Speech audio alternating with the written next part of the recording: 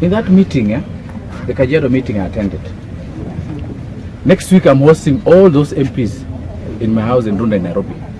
We conclude the agenda that we had started. The number one agenda was development.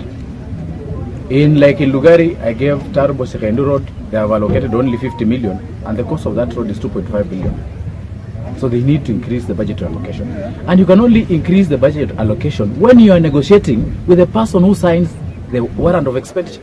Who signs the warrant of expenditure for this country? It's only Uhuru. So if you are abusing him, how will he sign a warrant of expenditure including your budget? So they'll expunge that budget from, then where will you go? Yeah. The only person who signs warrant of expenditure will. So the meeting was development.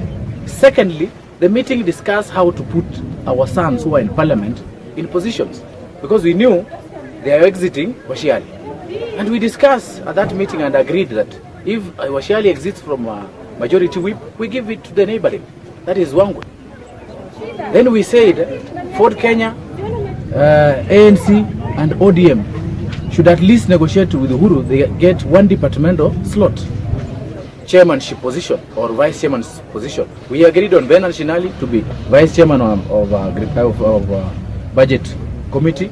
We agreed on Rafael Wanjala to be vice chairman of implementation committee. We agreed on Lawrence Butua to be chairman of agriculture. We agreed on Kizito Mugalia to be chairman of environment.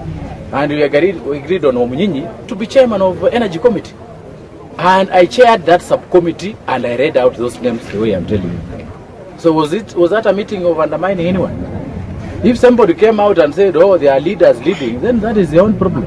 We know the meeting is structured and we have delivered the first result. The first result is Wangwe has been appointed. Because if we don't coalesce together as Luhyas, Washiali would have lost the seat, would have gone to Mount Kenya. What will you do? Nothing. You just continue bickering here and there. What I'm asking, Musalia is our senior most politician.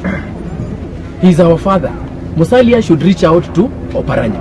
Musalia should reach out to Wamalwa. You should not just leave them to play their politics. Me in Lugari, I reach out to all the MCAs, irrespective of their politics, because I'm the kingpin of Lugari.